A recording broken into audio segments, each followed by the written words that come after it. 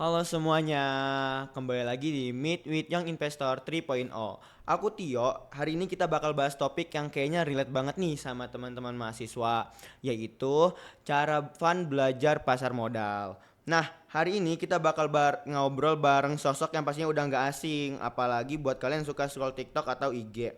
Nah, beliau ini bukan cuma duta wirausaha ITB, tapi juga seorang business owner yang ternyata punya perjalanan menarik nih di dunia entrepreneur dan investasi. Wah, kombinasi yang unik banget ya. Nah, langsung aja kali ya. Halo Kak Stevi, apa kabar? Halo teman-teman, kabar aku baik. Kabar kamu gimana? Alhamdulillah baik juga. Nah, boleh dong kenalin diri dulu ke teman-teman pendengar. Mungkin bisa cerita sedikit juga mengenai latar belakang dan kesibukannya Mm-mm. sekarang. Oke, jadi terima kasih Tio untuk perkenalannya. Jadi halo teman-teman semua, kenalin aku Jessica Stefani. Kalian bisa panggil aku Stevi dan sekarang aku mahasiswa tingkat akhir di Manajemen Rekayasa ITB.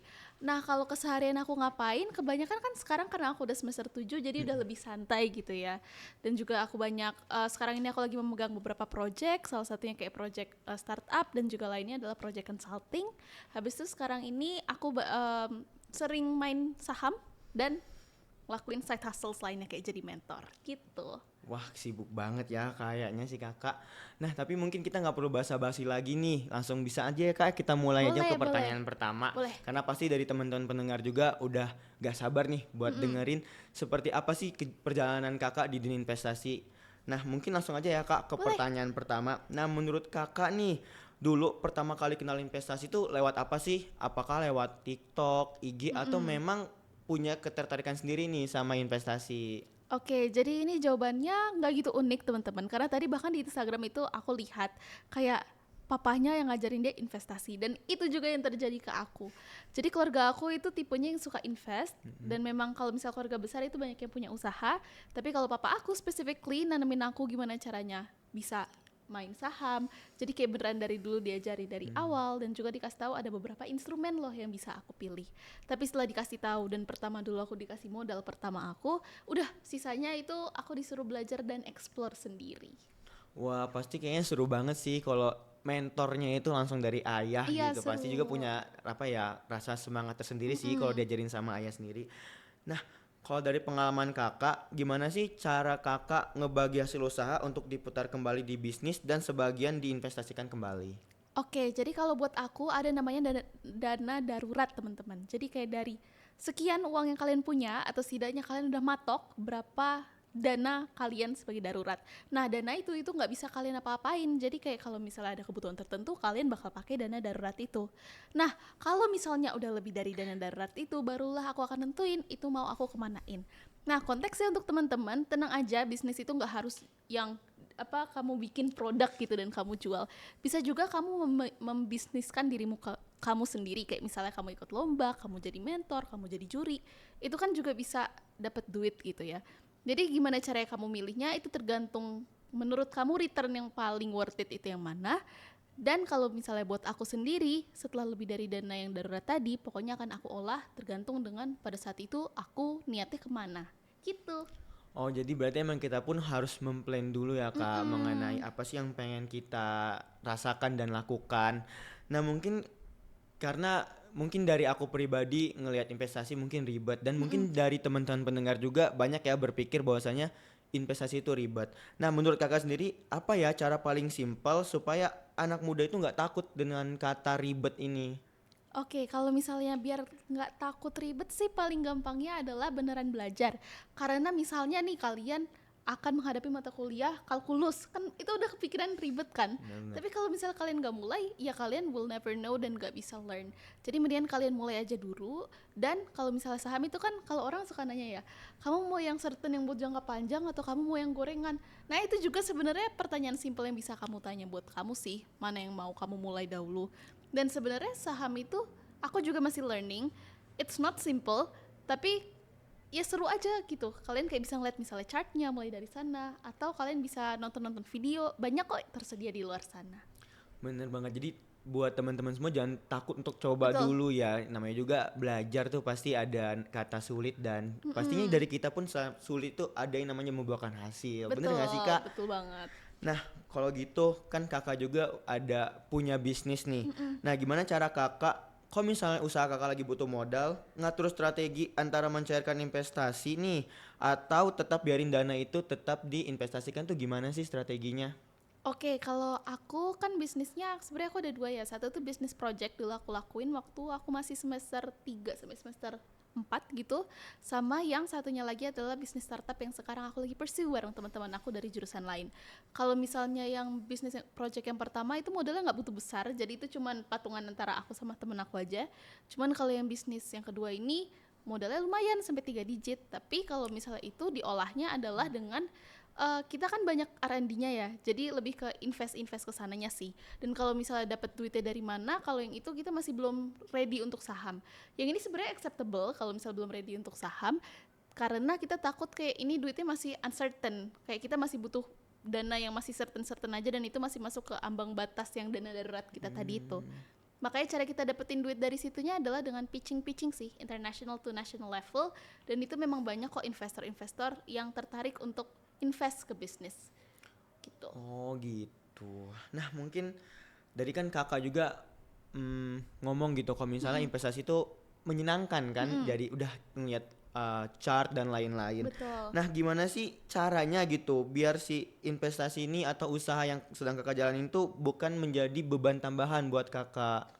Oke, kalau buat aku sih sebenarnya enjoy aja ya teman-teman. Sistemnya tuh kayak gini, mungkin teman-teman tahu atau main sama Duolingo yang kalian beneran bakal ngejaga streak setiap hari, itu juga saham yang aku lakukan gitu. Karena kan kalau saham memang ada jam-jam tertentunya kan. Nah itu bisa ngecek aja pada saat itu, dan paling nggak harus lama-lama banget kok ngeceknya. Kayak Duolingo aja, kayak cuman berapa menit tapi setiap hari kalau rutin, dan itu akan membuat baik gitu. Nah kan bener juga, teman-teman juga pasti udah sering kok ngecekin streak di TikTok. Masa buat Betul, ngecek hal simple aja betul. nggak bisa ya kak ya? Benar. Nah mungkin dari kakak nih biar saran buat teman-teman bisa konsisten investasi meski sibuk nih dengan perkuliahan. Kan kakak juga pasti sibuk dong dengan kuliah. Nah gimana ya cara kita tuh bisa konsisten? Oke, cara buat konsistennya sebenarnya kalian harus merasakan hasilnya terlebih dahulu sih teman-teman. Karena apa ya, kalau misal investasi kan tujuan kalian nggak cuman buat belajar kan. Jadi gini, biasanya tuh aku mikirnya kalau lomba atau kalau lagi investasi, aku nggak mau ini cuma jadi pelajaran. Aku maunya aku beneran bisa mendapatkan sesuatu gitu. Jadi kalian bakal nge-compound duit itu terlebih dahulu, habis itu kalian bisa beli sesuatu sebagai self award.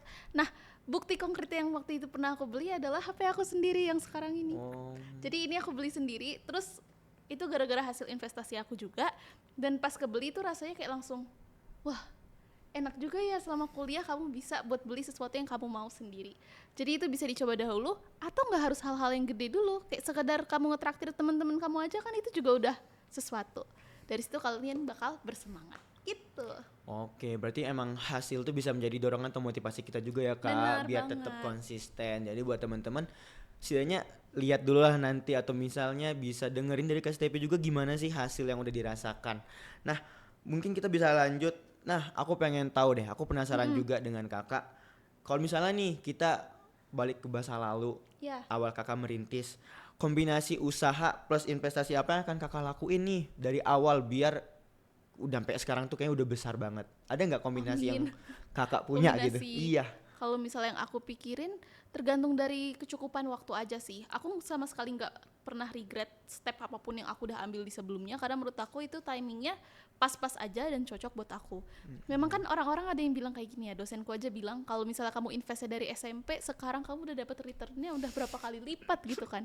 Tapi ya dikembalikan dengan kesiapan kamu sendiri juga, kamu udah siap ngelakuin itu atau belum. Dan kalau misalnya aku balik ke waktu lagi, I would do the same. Jadi aku akan mulainya adalah dengan invest ke diri aku dulu, misalnya dengan certification, dengan yang tadi lomba-lomba itu. Baru setelah itu kalau aku ready, baru masuk ke saham atau ke metode lainnya.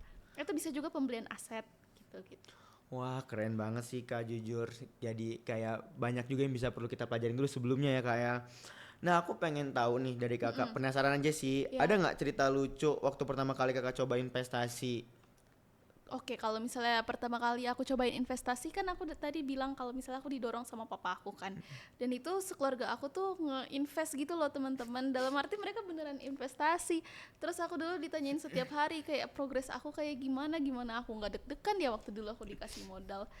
Gitu sih intinya. Itu menurut aku momen lucunya. Jadi kayak ada gimana gitu kan kalau misalnya Iya. keluarga yang invest gitu. Mm-mm.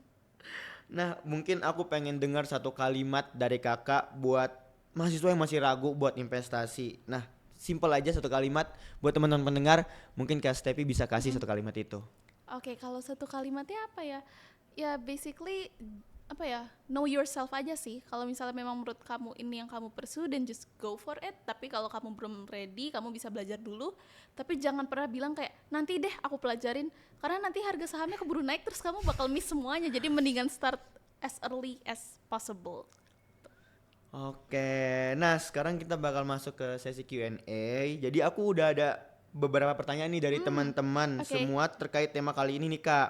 Nah pertanyaannya adalah dari pengalaman kakak sendiri, mulai duluan mana nih membangun usaha atau belajar investasi? Terus apa yang jadi alasan kakak berani buat jalanin dua hal itu bareng-bareng? Oke, kalau misalnya dari antara dua itu aku bakal milih usaha dulu. Karena gini ya teman-teman, kan memang high risk high return. Kalau misalnya usaha, kalau skalanya masih kecil itu kalian masih bisa kontrol. Tapi kalau misalnya skalanya udah gede, returnnya itu juga bisa gede banget.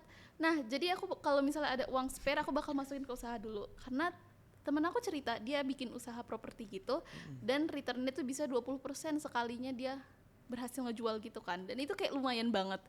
Dan kalau misalnya investasi itu dipelajari untuk keseharian aja sih, karena itu kan bisa dimonitor tiap hari. Gitu sih. Oke, mungkin untuk pertanyaan kedua dari teman-teman mendengar, banyak mahasiswa itu takut rugi saat mulai Ha-ha. investasi atau berbisnis. Nah, bagaimana cara mengubah rasa takut itu menjadi pelajaran yang membangun? Oke, kalau misalnya kalian takut rugi, jawaban aku simple sih. Pinter-pinter milih sahamnya aja, karena beberapa saham kan ada juga yang bisa kalian apa ya tahan sampai beberapa masa ke depan sambil kalian mikir sambil kalian belajar itu dia bakal gerak sendiri. Kalau misalnya sekali rugi jangan takut dulu karena kan chartnya biasa begini ya, jadi kalian tunggu aja. Dan lebih baik kalau misalnya untuk pemula kata aku jangan langsung ke yang saham yang sangat naik turunnya brutal yang kayak saham gorengan gitu sih, karena itu bakal membuat kalian semakin takut, deg-degan, dan ujungnya bisa aja trauma. Oke, jadi masih perlu analisis skill juga ya Mm-mm. Kak buat milih-milihnya. Jadi mungkin dari teman-teman bisa banyak belajar juga dari hal tersebut. Nah, karena kita udah sampai di akhir acara nih Kak, nggak kerasa banget ya. Iya. Terima kasih banyak buat Kak Stevi untuk sharing terkait manajemen keuangan dan investasi hari ini. Nah, mungkin dari Kak Stevi ini ada nggak closing statement buat teman-teman pendengar? Oke, intinya apapun itu semangat aja teman-teman karena dengan kalian mulai kalian akan merasa lebih bangga dengan diri kalian dan kalian lebih siap buat masa depan. Gitu aja sih. Oke, sekali lagi terima kasih ya Kak Stevi udah mau hadir dan sharing bersama kami hari ini. Semoga ilmu dan insight yang diberikan bisa bermanfaat bagi teman-teman semua dalam Amin. belajar investasi. Nah, mungkin sekian dari kami. Sampai jumpa di Meet with Young Investor 4.0. Sampai jumpa Bye bye. teman-teman Terima kasih semua. teman-teman.